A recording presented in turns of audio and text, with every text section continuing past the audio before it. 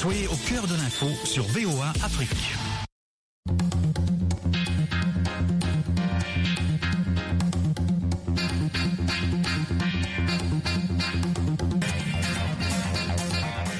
Salut à toutes et à tous. Merci de faire le choix de la Voix de l'Amérique pour vous informer et vous divertir. À ce micro, Mohamedou Oumfa depuis le studio 9 de VOA à Washington pour vous présenter à votre avis l'émission interactive qui vous permet de donner votre point de vue sur les affaires du monde. Aujourd'hui, comme chaque vendredi désormais, nous nous intéressons à un sujet qui concerne au premier chef les femmes et nous parlons des influenceuses. Les réseaux sociaux ont favorisé l'avènement d'une catégorie de femmes célèbres et influentes dans le monde virtuel, suivies par des milliers, voire des millions de personnes sur Facebook, Instagram, Snapchat et autres réseaux sociaux. Ces influenceuses semblent désormais impacter les vies de leurs semblables bien au-delà du virtuel, au point d'être sollicitées par les grandes marques et grandes chaînes de télévision. Qui faut-il vraiment considérer comme influenceuses? Ont-elles réellement un impact dans les vies de leurs followers? Si oui, comment exploiter positivement leur influence? Aujourd'hui, nous recevons plusieurs dames pour participer à ce débat. Depuis Paris, nous avons Lolo Fodja. Elle est influenceuse. Salut Lolo. Salut. Voilà, merci beaucoup de prendre part à ce débat. Nous essayons d'avoir les autres. Il y a Minou Christelle qui est activiste et féministe. Elle est actuellement en Côte d'Ivoire. On va aussi avoir, on l'espère, Jacqueline Ewouba Essoussé. Elle est entrepreneur et leader associatif en Afrique du Sud. Et puis, on aura Berthe Doumagaï. Elle est conseillère de jeunesse et d'animation. Elle est basée au Cameroun. Alors, on va tout de suite prendre Lolo Fodja, qui est donc influenceuse. Alors, Lolo, vos vidéos sont très regardées. Hein? On a essayé de faire le tour. À chaque fois que vous faites un direct sur Facebook, il y a des milliers de personnes qui vous regardent et vos vidéos font le tour sur YouTube et d'autres plateformes de partage de vidéos. Comment est-ce que vous êtes devenue influenceuse? C'est un choix? Non, c'était pas un choix, c'est quelque chose qui m'a surpris comme ça. C'est parti des embrouilles entre une amie et puis c'est parti comme ça, quoi. C'était pas un choix. Voilà. Vous êtes donc suivi par des milliers de personnes qui regardent vos vidéos. Est-ce que vous avez, comment ça se traduit? Est-ce que vous avez des gens qui vous appellent pour poser leurs problèmes? Comment est-ce que vous mesurez cette influence-là que vous avez sur les réseaux sociaux? Oui, vu le nombre de personnes qui m'appellent, les femmes qui ont besoin de soutien, les gens qui pour dénoncer aussi, il y a beaucoup de gens qui en ont mon inbox et ça me motive encore plus de faire ce boulot-là. Donc c'est un peu ça. Et mon but c'est de sensibiliser, de dénoncer les effets de la société que dans ce sens-là. Voilà. Comment est-ce que vous choisissez vos thèmes? Non, je ne choisis pas. Je ne choisis pas le thème.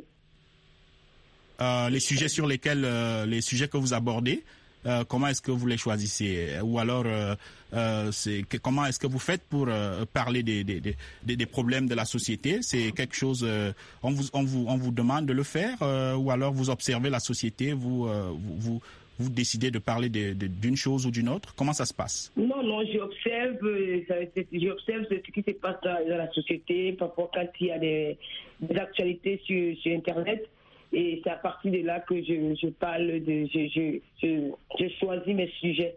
Mais je ne parle pas de tout. Je vois ce qui peut avoir un impact, quoi. Ce qui peut avoir un impact négatif ou positif. Je juge que c'est important que j'apporte ma voix et c'est à la base de ça que je fais des vidéos.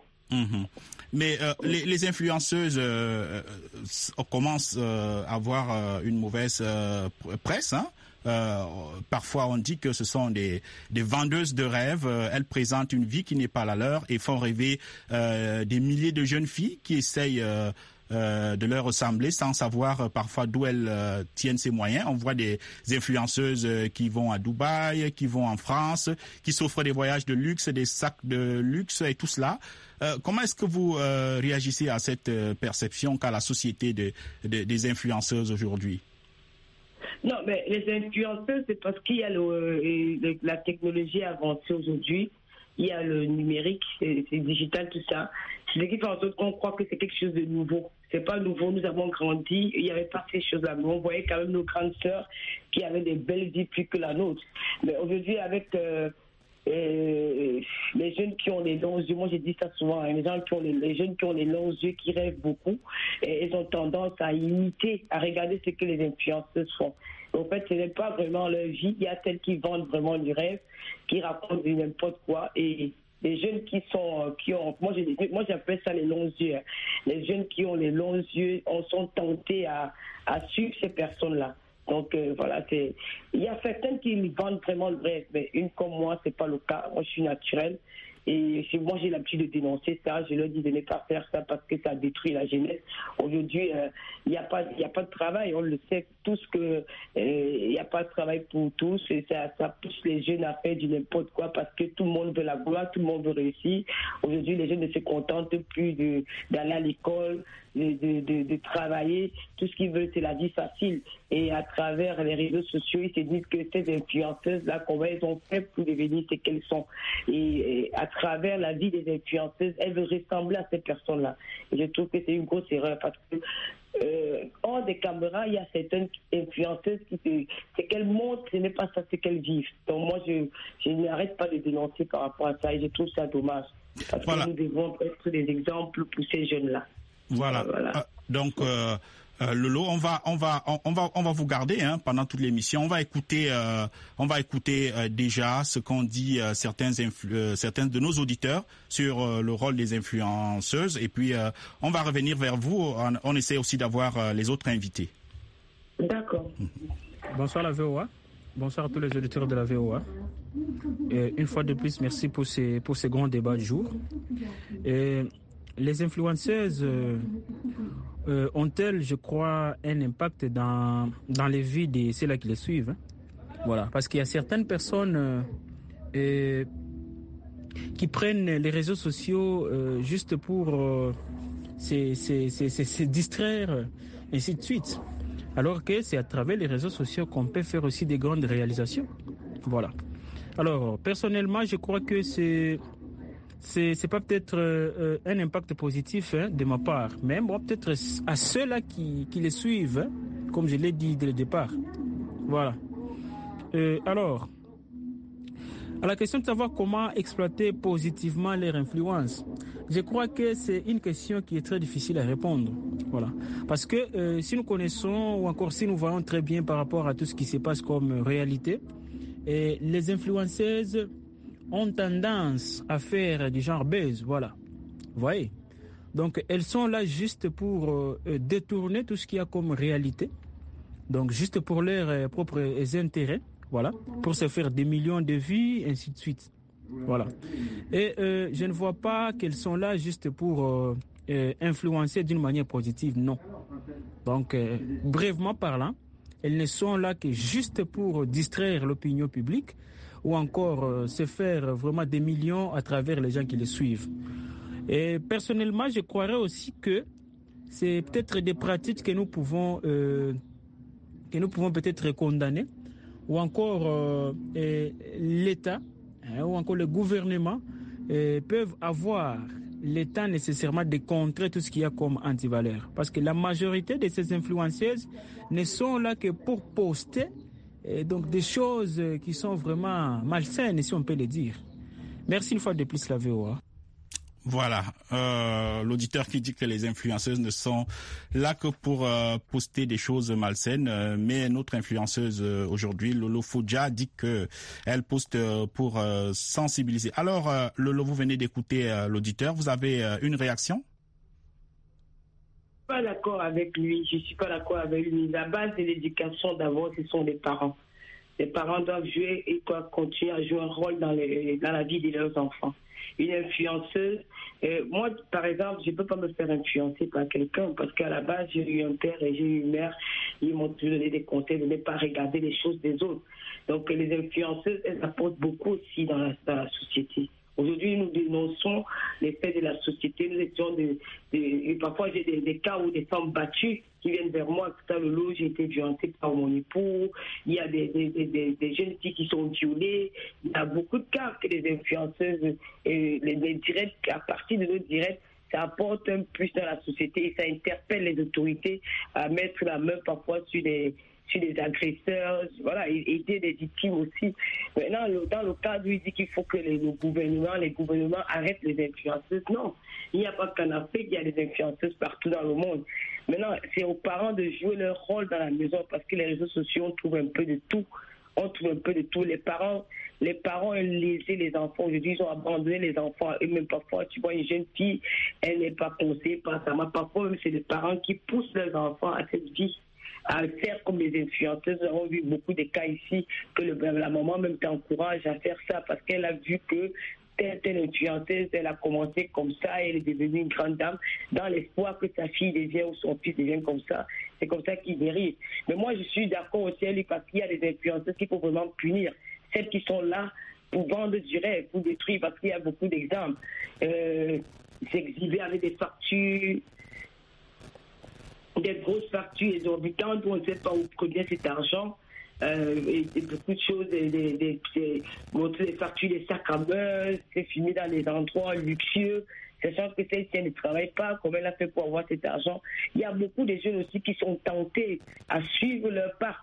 Là, quand même, il peut avoir raison sur ce côté-là, mais ce n'est pas en interpellant le gouvernement que toutes ces choses-là vont changer. C'est la vie qui est faite ainsi. Il faut que les parents jouent un grand rôle. Il ne faut pas regarder les influenceurs seulement dans le côté négatif, il y a aussi le côté positif où on apporte beaucoup, on dénonce, on aide moi surtout j'ai beaucoup de cas des femmes battues, des jeunes filles violées. J'ai beaucoup de cas que j'aide beaucoup dans ma page web, dans mon blog. Donc je suis pas trop d'accord avec lui. Voilà, je suis pas.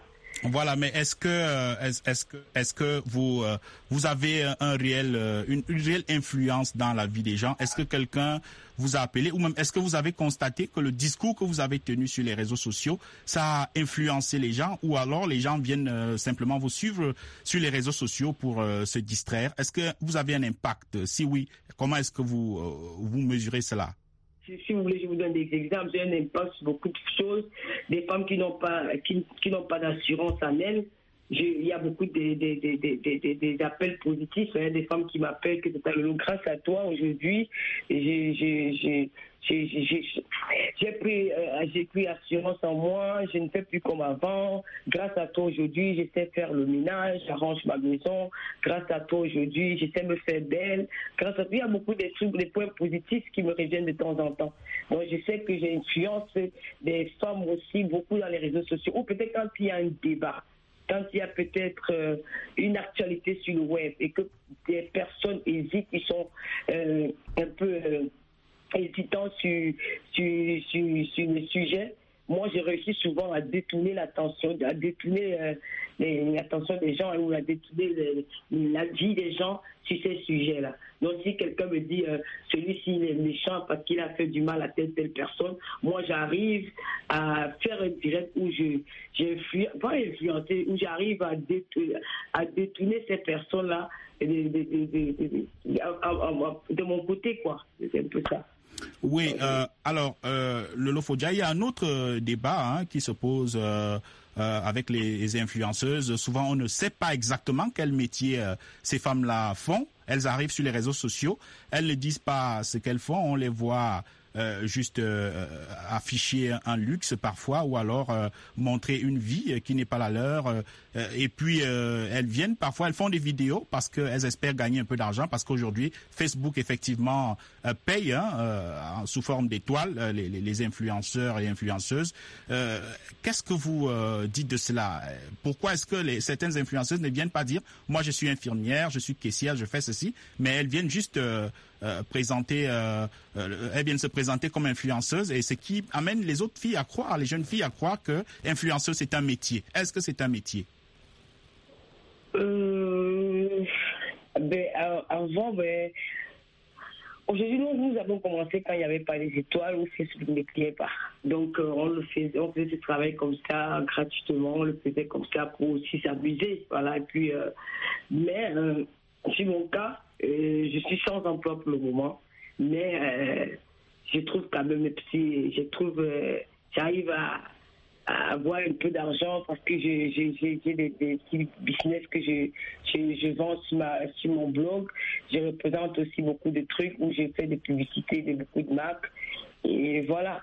Maintenant, c'est pas toutes les influenceuses qui travaillent. Il y a celles qui ne travaillent pas. Et puis, elles ont trouvé mieux de ne pas aller travailler parce que, étant influenceuses, elles gagnent déjà plus leur vie en allant travailler. Quelque part, c'est aussi un travail parce que à faire les directs tous les jours, parler pendant des heures, sensibiliser, c'est quelque part aussi un travail. Donc, si tu es rémunéré par Facebook, pourquoi ne pas en faire ton boulot? C'est presque la même chose. Maintenant, il y a celles qui ne travaillent pas, il y en a qui travaillent aussi. Mais une comme moi, je prends ça aujourd'hui comme mon travail parce que quand je me lève le matin, et s'il y a des sujets à débattre, je mets mon téléphone, je lance un direct. Je sais que derrière ça, j'aurai peut-être ma monétisation, j'ai mes petites étoiles, j'ai aussi mes produits que je place, j'ai des publicités que j'ai fait aussi. Bon, pourquoi pas en faire mon boulot? Parce qu'à la fin du mois, je me retrouve avec une somme que je peux avoir aussi en allant travailler. Donc c'est un peu ça. Mais je ne peux pas conseiller aux jeunes de le faire parce que moi, ça m'a surpris. C'est pas un truc que j'avais programmé à la base. Oui, une question peut-être indiscrète, Lolo Fodja. Une influenceuse, grâce aux étoiles qu'elle gagne et peut-être aux produits qu'elle place en faisant ses vidéos, vous pensez qu'une influenceuse peut gagner à combien à peu près? Ah ben, c'est des trucs que je peux pas dire parce qu'il y a des jeunes qui vous suivent. Peut-être si je dis là maintenant, ça va peut-être pousser peut-être 15-10 auditeurs à ne plus aller travailler, peut-être pour aller, je ne peux plus aller à l'école. Mais minimum, tu peux pas, bon, je peux dire, minimum, tu peux pas manquer, peut-être pour moi, en mon cas, je peux pas manquer peut-être des 1500 € par mois. Et voilà, 1500 €, mais pour avoir ça, il faut travailler, hein, c'est des années de travail, c'est pas que tu vas l'avoir dès que tu commences aujourd'hui, demain tu l'auras. Non, il y a des années de travail derrière. Moi, ça fait 4 ans que je suis dans ça. Donc, mais il y a ceux qui n'arrivent pas. Donc, et je ne conseillerais pas à quelqu'un de faire comme moi, parce qu'après, derrière tout ça, tu n'as plus de vie. Tu n'as plus de vie privée, on te suit un peu de partout, tu peux plus te cacher. Il y a beaucoup de choses. Voilà, ta vie, même dans ton foyer, tu n'es plus à l'aise parce que tu as peur de faire certaines choses. Ta vie est exposée, c'est ta famille qui est exposée. Voilà, donc moi, je ne conseillerais pas parce que plus tard aussi, ça ne dure pas longtemps, c'est pour un temps. C'est pour un temps. Après, il y a l'âge qui passe et puis tu te dis, bon, si tu n'as pas exploité ta période pendant que tu étais influenceuse et que tu n'as plus rien faire avec, tu vas voir que c'est des années perdues. Pourtant, si tu travaillais, et peut-être tu pourrais bénéficier de ta retraite, de ton chômage, des trucs comme ça. Voilà. Donc, je préfère conseiller plutôt aux personnes d'exercer un métier, effectivement. Alors, Lolo Fodja, vous restez avec nous. Hein. On a pu avoir Jacqueline Ewuba Essoussé. Jacqueline, vous êtes là? Oui, je suis là, monsieur. Enfin. Voilà, merci beaucoup de nous rejoindre. Vous êtes basé en Afrique du Sud. Alors, on discutait avec Lolo Fodja, qui est influenceuse. Vous nous prenez en cours, mais déjà, comment est-ce que vous percevez les influenceuses et leur rôle dans notre société d'aujourd'hui? Je vais commencer par faire un coucou à tous les auditeurs de Voice of America Afrique et à tous les co-pénalistes, et notamment à la dame Lolo Fodja et les autres. Je suis un peu partagée, ou je veux dire un peu, je me sens souvent un peu heurtée en fait par, moi je veux parler spécialement des influenceuses d'Afrique et particulièrement des Camerounaises. Déjà de prime abord, il faudrait qu'elles sachent d'abord que le mot influent, c'est-à-dire que quand influenceur vient du mot influence, ça veut dire qu'on a déjà un impact sur un groupe de personnes ou une population. Donc, quand vous arrivez à voir certaines personnes qui vous suivent, ça veut dire que des personnes qui ont réussi à vous mettre au panthéon à un certain niveau, vous avez des devoirs, vous n'avez pas que des droits, vous avez des devoirs. Et l'un des devoirs est l'éthique. L'un des devoirs premiers est l'éthique. Parce que c'est bien beau de dire que les enfants ont des parents, elles ne sont pas là pour éduquer nos enfants à la maison, mais il faudrait déjà qu'elles sachent que l'éducation d'un être humain se fait déjà d'abord, premièrement, à la maison avec les parents, deuxièmement, à l'école avec des enseignants et ensuite la société. Peut-être qu'elles ne connaissent pas bien la définition de leur métier. Parce que quand une influenceuse ose dire qu'on ne peut pas influencer un enfant, on ne peut pas influencer ses habitudes sur le rôle des parents, c'est archi faux. Parce qu'un parent peut donner de l'éducation à son enfant, mais un enfant qui vous suit tous les jours, un enfant qui a de l'admiration pour vous, c'est très facile de basculer. Surtout quand on vit dans des pays du tiers-monde où, après avoir fait des études, on a des diplômes, nous sommes qualifiés, on est qualifié, mais on n'arrive pas à trouver du boulot. Et puis, on voit cette femme-là qui montre une certaine aisance financière, un luxe qui, je dirais, insolent. On arrive, les conséquences directes, c'est comme la jeune sœur Fianga, ou je m'excuse si je cause son nom, qui se retrouve aujourd'hui dans la prison de Nebel, ou ces filles qui se sont retrouvées à Dubaï. Parce qu'on va se dire, mais pourquoi tous les jours, je suis là, j'ai fait des études, il n'y a pas de boulot, je n'arrive pas à m'en sortir, mais je vois des sœurs qui sont au Cameroun ou ailleurs, mais qui ont une vie tellement, mais je suis aussi une femme, pourquoi est-ce que je ne peux pas? Parce que déjà derrière, elles ne savent pas ce qu'elles font pour ce que ces filles font pour avoir cette richesse-là. Donc, elles vont se dire que, bon, tout ce qui va venir là, qui va me permettre d'être comme telle personne, comme telle influenceuse, je vais prendre. Voilà. Ça, c'est ça la conception. Voilà, on a bien saisi votre point de vue, Jacqueline. On a pu avoir aussi Marthe Cécile. Elle est écrivaine et activiste. Marthe Cécile, salut et bienvenue. Bonsoir, Mamadou Oumfa. Merci de m'accueillir dans votre émission. Voilà. L'horloge tourne rapidement. Hein. On s'achemine déjà vers la fin de l'émission. On aimerait avoir le regard que vous posez sur le rôle des influenceuses dans notre société aujourd'hui. Alors, de mon point de vue, ce que je pourrais dire, c'est qu'il faudrait réaliser que le phénomène des influenceuses est un véritable phénomène social qui est dû aussi au perfectionnement des nouvelles technologies d'information et de communication. Mais il se trouve que ces influenceuses, en réalité, elles rendent à notre jeunesse une vie d'illusion, en fait.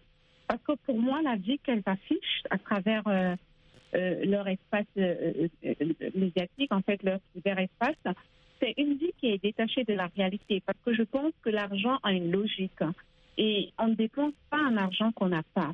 Et quand on regarde le train de vie que mènent ces femmes, elles sont tout le temps dans des hôtels 5 étoiles. Pour moi, c'est une vie d'apparence parce que ce n'est pas possible autrement. On ne sait pas ce qu'elles font comme métier, quelle est leur rémunération, quel est l'apport qu'elles ont pour pouvoir avoir ce train de vie. Et c'est vraiment un phénomène qui est contre-productif pour notre jeunesse, parce qu'elle développe en la jeunesse l'amour de la lecture, du matérialisme et de la vie facile. C'est pour ça que finalement, on se retrouve avec d'autres cas, par exemple, comme la petite qui est partie en prison, je ne sais pas son nom. Oui, voilà, Cynthia. Oui. Voilà. Et en fait, elle constitue un mauvais modèle pour notre jeunesse et même un contre-modèle, finalement, au regard du contraste qui existe entre leurs ressources financières et le niveau de vie, de luxure qu'elles affichent, en fait. Et autre part, on pourrait même dire qu'elles détruisent en la jeunesse le goût de l'effort et de l'endurance. Parce que pour nous autres qui nous considérons comme jeunes, on a dû réussir au prix d'énormes sacrifices, des efforts, d'un travail de persévérance, d'endurance, dans le travail et même d'abnégation. Et ce sont des valeurs aujourd'hui qu'elles détruisent auprès des jeunes parce que les jeunes finissent par perdre le goût de l'effort parce que les jeunes peuvent tous vivre cette vie de richesse, de lecture en fait. Voilà. Et puis moi-même, on dirait même qu'elles sont en train de saturer notre imaginaire parce que je trouve qu'elles en font un peu de trop. Voilà, merci beaucoup Marthe, malheureusement, et c'est vraiment dommage, on arrive au terme de cette émission. Merci beaucoup Lolo Fodja. influenceuse basée à Paris, d'avoir participé à cette émission. Merci beaucoup à Jacqueline Eouba Soussé, entrepreneur, leader associatif en Afrique du Sud, et puis Marthe Cécile, écrivaine et activiste qui nous a rejoint. C'était à votre avis l'émission interactive de VOA. Mohamedou Oumfa, c'était un plaisir de vous la présenter. Alors, Rob McLean était à la technique et Keita Sinumu à la réalisation. Dans quelques secondes, une édition complète d'informations.